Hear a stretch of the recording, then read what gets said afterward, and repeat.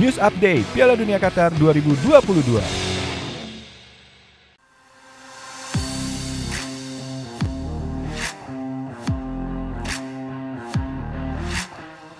MJ Listeners, pertandingan timnas Belanda berhadapan dengan timnas Qatar akan dilangsungkan di Al Bayt Stadium Al Khor, Qatar pada Selasa hari ini pukul 22 waktu Indonesia Barat. Kemenangan di laga tersebut tentu akan menjadi hiburan yang sangat ditunggu-tunggu oleh para pendukung Qatar yang berstatus tuan rumah. Nah, bagi Belanda, laga terakhir penyisihan grup ini adalah laga yang menentukan lolos atau tidaknya mereka ke babak 16 besar. Mengingat di pertandingan kedua mereka ditahan imbang oleh Ekuador dan lolos ke babak selanjutnya menjadi tertunda. Dan untuk membahasnya saya sudah terhubung bersama dengan pengamat sepak bola ada Bung Kesit Handoyo. Selamat pagi Bung Kesit, salam olahraga, salam sehat, apa kabar? Halo, selamat pagi, salam olahraga Bung Abdi. Mantap, kabar baik ya. Oke Bung Kesit, kita tahu pertandingan nanti malam nih jam 10 malam, tuan rumah sudah dipastikan tidak dapat melanjutkan ke babak selanjutnya. Sedangkan Belanda ini berada di puncak klasemen dan juga berusaha untuk lolos ke babak berikutnya. Apakah Belanda ini akan bermain ngotot dan jor-joran untuk malam nanti?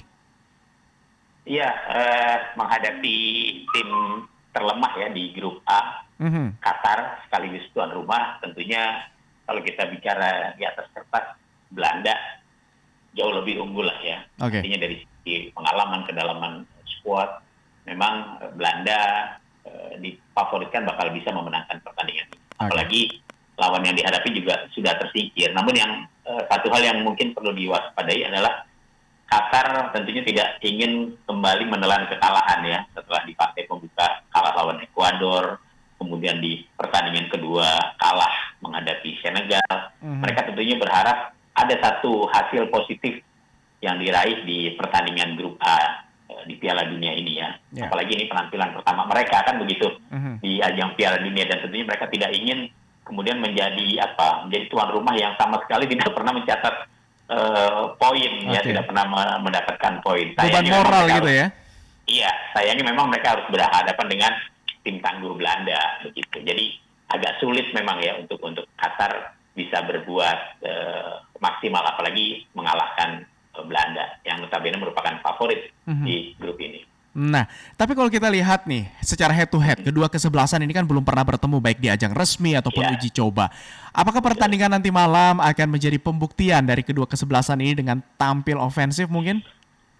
Iya, kalau Belanda kan pilihannya memang selalu didengung-dengungkan ya sejak awal bahwa mereka ingin bisa meraih juara grup ya. Pada saat ini posisinya sebenarnya sudah relatif aman bersama Ekuador yang sudah sama-sama mencatat poin 4.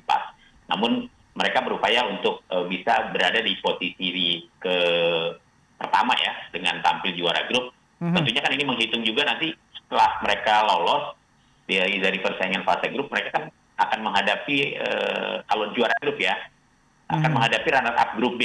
Ya, di sana ada Inggris dan Iran dan Amerika yang saat ini masih bersaing, dan kemungkinan besar antara Iran atau AS gitu. Jadi saya kira memang bagi Belanda ya tidak ada pilihan lain kecuali tetap tampil ofensif, apalagi secara kualitas mereka jauh lebih unggul. Memenangkan pertandingan menjadi sesuatu yang penting bagi Belanda. Iya, apalagi nanti malam pertandingannya ada juga 2 pertandingan yang akan berlangsung sekaligus begitu ya Bung Kesit ya, untuk menentukan ke babak 16 besar nanti ya. Betul, karena nanti dalam persaingan lainnya kan juga ada pertandingan yang akan melibatkan Ekuador ya dengan Senegal yang juga memiliki peluang ya. Senegal dan Ekuador ini kan masih belum aman posisinya ya. Ekuador walaupun berada di posisi keempat, tapi kalau mereka sampai kalah dari Senegal, justru Senegal yang akan lolos kan begitu. Jadi memang persaingannya masih sangat ketat, apalagi pertandingan dimainkan bersamaan kan begitu. Jadi pilihannya bagi Belanda ya menang gitu. Kalau mereka sampai kalah, kemudian katakanlah Senegal bisa menang, posisi Belanda kan menjadi tidak nyaman nantinya. Begitu. Oke, apalagi nanti malam ini pertandingan terakhir sebelum melaju untuk di babak 16 besar gitu ya. Knockout babak 16 besar begitu. Oke, pasti dua tim ini akan jor-joran dan main to the fullest gitu ya. Kalau di atas kertas seperti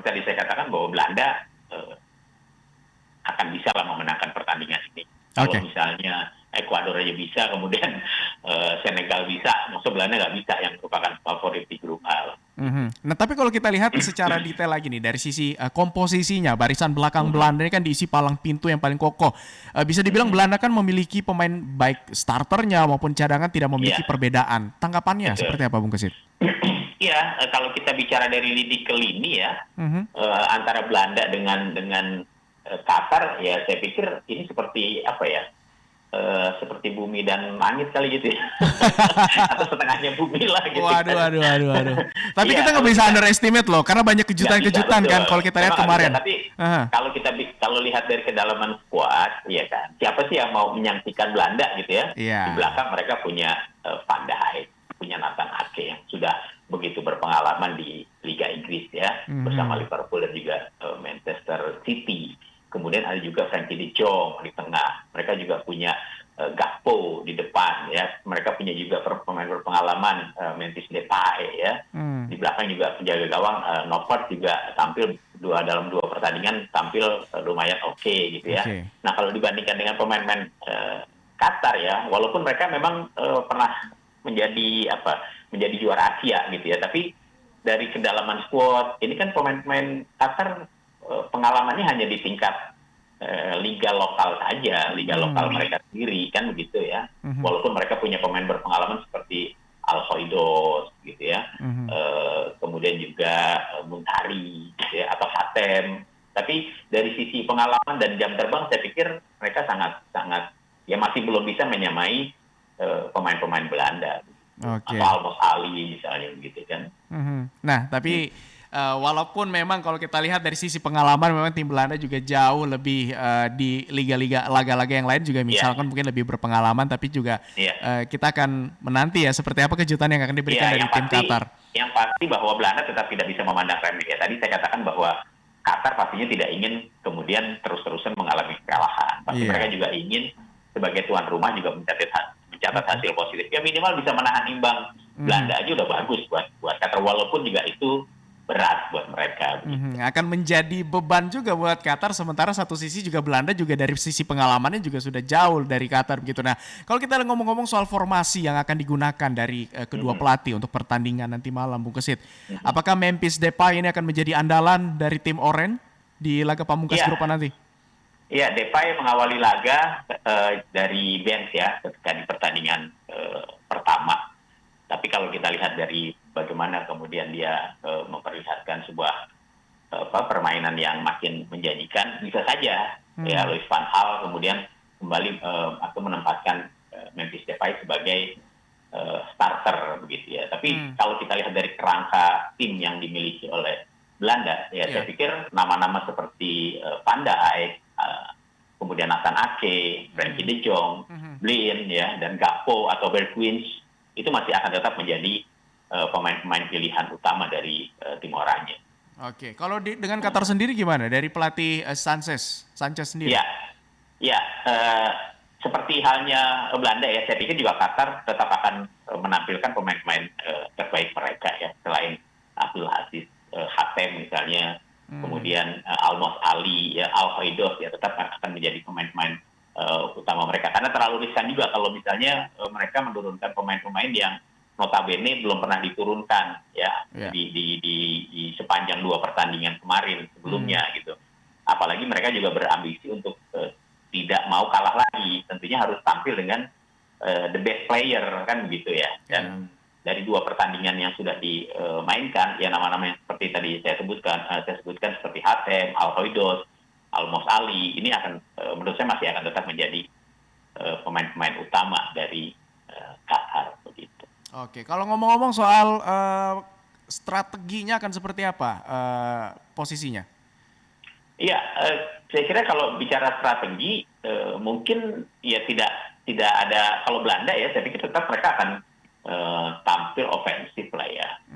Ya mungkin yang harus diwaspadai adalah bagaimana serangan balik yang mungkin bisa saja diterapkan oleh Qatar. Kalau Qatar kan pilihannya ya kalau menghadapi tim sekelas Belanda serba salah gitu ya, bermain ofensif. Mereka beresiko akan menghadapi serangan bertubi-tubi dari Belanda, tapi kalau misalnya mereka ultra defensif misalnya dan hanya mengandalkan serangan balik, ini juga justru akan menjadi malapetaka sendiri buat Qatar. Ya. Mungkin yang paling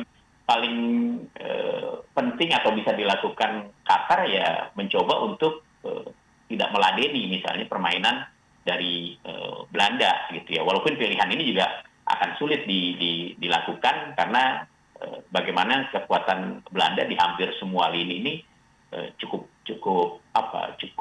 bagus dibandingkan dengan pemain-pemain Qatar. Oke, tapi kalau misalkan berarti kalau kita lihat memang tim oranye memang di sini pasti juga akan jor-joran begitu. Sedangkan kalau tim Qatar sebagai tuan rumah pasti juga bebannya akan besar. Kira-kira formasi yang mungkin bisa digunakan dari tim Qatar sendiri setidaknya untuk mempertahankannya dengan skor imbang gitu. Apa kira-kira?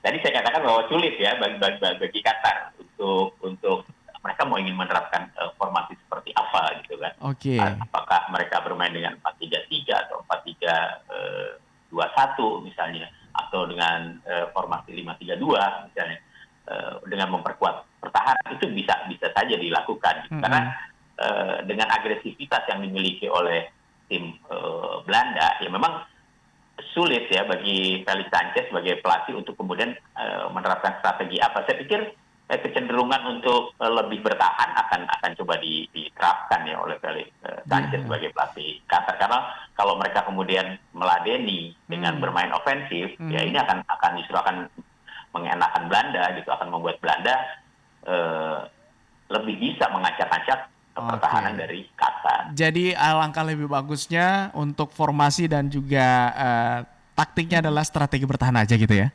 Iya, buat Qatar mungkin itu ya yang paling, sambil menunggu mungkin Belanda lengah ya, kemudian mereka mencoba untuk mengandalkan counter attack gitu. Saya pikir pemain seperti Almos Ali punya kecepatan bagus ya dengan Muntari, dan ini yang harus diperhatikan juga oleh lini pertahanan Belanda jika mereka tidak ingin kecolongan. Gitu. Oke. Nah, Bung Kesit, di jam yang sama juga nanti kan ada Ekuador yang akan berhadapan dengan Senegal. Ekuador ini kan kalau kita lihat punya poin yang sama dengan Belanda, sedangkan Senegal berada di urutan ketiga dengan poin 3. Siapa di antara ketiga tim ini yang akan lolos ke babak selanjutnya dari grup A menurut Anda, Bung Kesit? Iya, kalau lihat dari penampilan Senegal dan juga Ekuador, saya pikir mereka punya kans yang sama ya untuk bisa memenangkan pertandingan ini. Bagi Ekuador kan pilihannya imbang. Ya, sementara bagi Senegal tidak ada pilihan lain kecuali memenangkan pertandingan kalau mereka ingin lolos ya. Sambil tentunya mereka juga melihat hasil yang dipetik oleh Belanda. Hitungannya kan Belanda bisa mengatasi Qatar, ya. Kalau Belanda bisa mengatasi Qatar atau hanya bermain imbang misalnya melawan Qatar, Belanda bisa lolos. Tapi kalau Ekuador sama Senegal ini kan partai hidup mati. Ya, bagi Ekuador memang hanya butuh hasil imbang. Tapi buat Senegal mereka harus menang kalau ingin lolos, karena kalau misalnya Senegal hanya bermain imbang, mereka dipastikan lolos, apalagi kalau misalnya Belanda kemudian memenangkan pertandingan. Dan ini akan menjadi partai yang menurut saya paling sengit memang ya di grup A, di partai terakhir ini antara Ekuador menghadapi Senegal. Dan ya kedua tim saya pikir peluangnya sama lah ya, artinya dengan kemenangan yang sudah mereka raih ya, Ekuador menang lawan Qatar, kemudian Senegal juga menang lawan Qatar, ini kan kedua-duanya punya modal yang sama ya. Kalau dari sisi kekuatan sih saya pikir antara Ekuador dan Senegal sama lah ya, artinya kekuatan mereka cukup berimbang. Tapi bebannya lebih besar di Senegal ya, harus menang. Bebannya lebih besar di Senegal karena mereka harus menang. Oke. Nah, tapi kalau kita ngomong-ngomong soal peluang lagi nih di grup A sendiri, nanti peluangnya tim di grup A bertemu dengan lawan selanjutnya di babak 16 besar nanti. Seperti apa sih, akan ada big match kah yang akan terjadi di babak selanjutnya? Iya, kalau katakanlah dari grup A kemudian Belanda lolos sampai sebagai juara grup gitu ya. Kemudian di posisi runner up-nya kalau saya melihat seperti Ekuador ya. Ekuador yang ini masih prediksi ya. Masih prediksi ya. Karena kansnya memang lebih besar Ekuador gitu ya. Baik. Tapi karena Senegal posisinya terjepit dan harus menang, ini juga harus diwaspadai oleh Ekuador gitu ya. Ya di grup B ada Inggris, Iran, dan Amerika Serikat yang masih berpeluang. Tapi kalau melihat dari pertandingan terakhir yang akan dimainkan ya, bukan tidak mungkin Iran yang hanya butuh hasil imbang ya untuk lolos bisa saja kemudian menahan Amerika Serikat, sehingga Inggris dan Iran menjadi tim favorit yang bakal melaju ke babak 16 besar. Ya kemungkinannya kalau dua tim ini yang lolos, maka di pertandingan 16 besar Belanda akan ketemu Iran dan Inggris bakal ketemu Ekuador atau Senegal. Oke, jadi ada dua kemungkinan ini antara Belanda melawan Iran dan juga Ekuador nantinya akan bertemu dengan Inggris. Oke deh, Bung Kesit, terkait dengan prediksi skor dan juga ball possession pertandingan Belanda melawan Qatar nanti malam, berapa Bung Kesit? Seperti apa? Ya kalau kita lihat dari pertandingan yang sudah dimainkan oleh Belanda ya, pertandingan pertama mereka menang 2-0 atas Senegal. Kemudian pertandingan kedua memang mereka hanya bermain imbang 1-1. Memang di pertandingan kedua pada saat Belanda hanya imbang melawan Ekuador terjadi penurunan performa ya. Gakpo beruntung bisa menciptakan gol di menit-menit awal sebelum akhirnya bisa ditambahkan oleh Ekuador gitu. Tapi kalau menghadapi Qatar, saya kira situasinya pasti akan berbeda.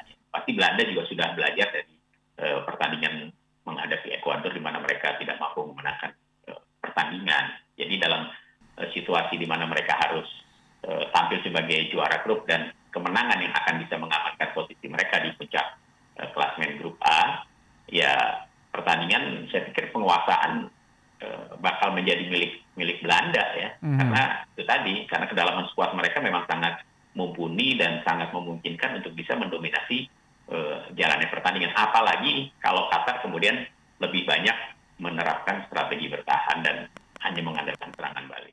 News Update Piala Dunia Qatar 2022.